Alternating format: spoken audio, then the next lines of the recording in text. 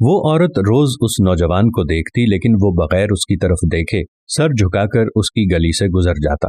دیکھنے میں وہ کسی مدرسے کا طالب علم لگتا تھا، لیکن اتنا خوبصورت تھا کہ وہ دیکھتے ہی اسے اپنا دل دے بیٹھی اور اب چاہتی تھی کہ وہ کسی طرح اس پر نظر التفات فرمائے۔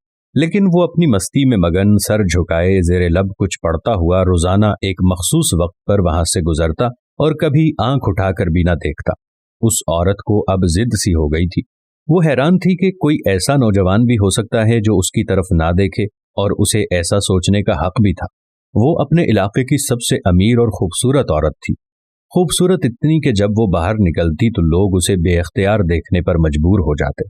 اسے حیرت تھی کہ جس کی خوبصورتی کو دیکھنے کے لیے لوگ ترستے ہیں، وہ خود کسی کو پسند کرے اور وہ مائل نہ ہو، اس کی طرف دیکھنا گوارا نہ کرے۔ اپنی انا کی شکست اور خوبصورتی کی توہین پر وہ پاگل ہو گئی اور کوئی ایسا منصوبہ سوچنے لگی جس سے وہ اس نوجوان کو حاصل کر سکے اور اس کا غرور توڑ سکے۔ آخر کار شیطان نے اسے ایک ایسا طریقہ سمجھا دیا جس میں پھنس کر وہ نوجوان اس کی بات مانے بنا رہ ہی نہیں سکتا تھا۔ اگلے دن جب وہ نوجوان اس گلی سے گزر رہا تھا تو ایک عورت اس کے قریب آئی اور کہنے لگی، بیٹا میری مالکن تمہیں بلا رہی ہے۔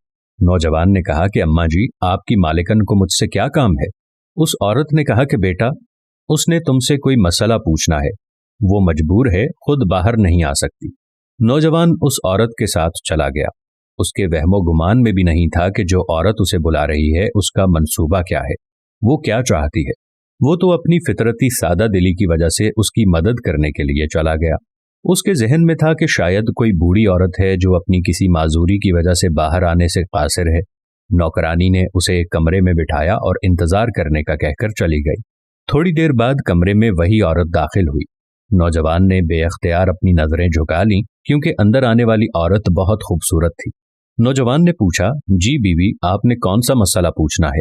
عورت کے چہرے پر ایک شیطانی مسکراہٹ آ گئی۔ اس نے اپنے دل کا حال کھول کر رکھ دیا اور کہا کہ میری سب سے بڑی خواہش یہ ہے کہ میں ایک دفعہ تمہیں حاصل کر لوں۔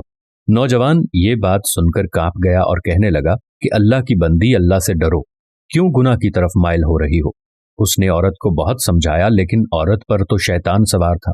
اس نے کہا کہ یا تو تم میری خواہش پوری کرو گے یا پھر میں شور مچاؤں گی کہ تم نے زبردستی میرے گھر میں داخل ہونے کی کوشش کی اور میری عزت پر حملہ کیا۔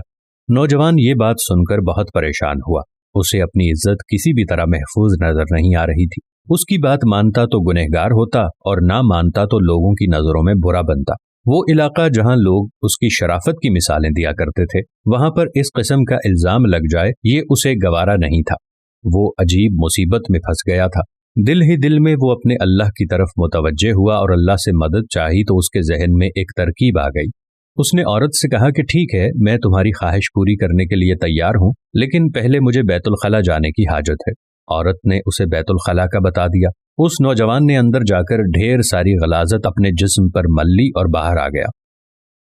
عورت اسے دیکھتے ہی چلا اٹھی کہ یہ تم نے کیا کیا ظالم؟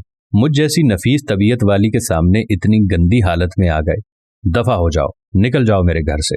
نوجوان فوراً اس کے گھر سے نکل گیا اور قریب ہی ایک نہر پر اپنے آپ کو اور اپنے کپڑوں کو اچھی طرح پاک کیا اور اللہ کا شکر ادا کرتا ہوا واپس مدرسے چلا گیا۔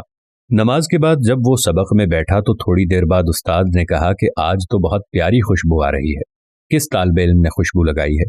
وہ نوجوان سمجھ گیا کہ اس کے جسم سے ابھی بدبو نہیں گئی اور استاد جی طنز کر رہے ہیں۔ وہ اپنے آپ میں سمٹ گیا اور اس کی آنکھوں میں آنسو آ گئے۔ تھوڑی دیر بعد استاد جی نے پھر پوچھا کہ یہ خوشبو کس نے لگائی ہے، لیکن وہ خاموش رہا۔ آخر استاد نے سب کو ایک ایک کر کے بلایا اور خوشبو سونگھنے لگا۔ اس نوجوان کی باری آئی تو وہ بھی سر جھکا کر استاد کے سامنے کھڑا ہو گیا۔ استاد نے اس کے کپڑوں کو سونگھا تو وہ خوشبو اس کے کپڑوں سے آ رہی تھی۔ استاد نے کہا کہ تم بتا کیوں نہیں رہے تھے کہ یہ خوشبو تم نے لگائی ہے؟ نوجوان رو پڑا اور کہنے لگا کہ استاد جی اب اور شرمندہ نہ کریں، مجھے پتا ہے میرے کپڑوں سے بدبو آ رہی ہے، لیکن میں مجبور تھا۔ اور اس نے سارا واقعہ استاد کو سنایا۔ استاد نے کہا کہ میں تمہارا مذاق نہیں اڑا رہا تھا، خدا کی قسم تمہارے کپڑوں سے واقعی ایسی خوشبو آ رہی ہے جو میں نے آج سے پہلے کبھی نہیں سونگھی، اور یقیناً یہ اللہ کی طرف سے ہے کہ تم نے اپنے آپ کو گناہ سے بچانے کے لیے اپنے آپ کو گندگی لگانا پسند کر لیا، لیکن اللہ نے اسی گندگی کو ایک ایسی خوشبو میں بدل دیا جو کہ اس دنیا کی نہیں لگتی۔ کہتے ہیں کہ اس نوجوان کے ان کپڑوں سے ہمیشہ ہی وہ خوشبو آتی رہی۔ सुभान अल्लाह, माशा अल्लाह। दोस्तों, उम्मीद करते हैं आपको हमारी आज की वीडियो भी जरूर पसंद आई होगी और आप भी अपने आप को गुनाह से बचाने की कोशिश करेंगे, क्योंकि अल्लाह तबारक व ताला को हमारी कौन सी चीज और कौन सा हमारा अमल पसंद आ जाए और उसके सदक़े में अल्लाह ताला हम पर मेहरबान हो जाए, इसका इख्तियार सिर्फ मेरे अल्लाह के पास है। उम्मीद करते हैं कि हमारी आज की वीडियो भी आपको जरूर पसंद आई होगी और सदक़े की नीयत से इस वीडियो को ज्यादा से ज्यादा शेयर करेंगे। प्यारा इस्लाम को लाइक करें और महफिल दुआ का हिस्सा बनने के लिए कमेंट्स में अपना नाम तहरीर करें। इंशाअल्लाह फिर किसी नई वीडियो के साथ आपकी खिदमत में हाजिर होंगे। तब तक के लिए अल्लाह हाफिज।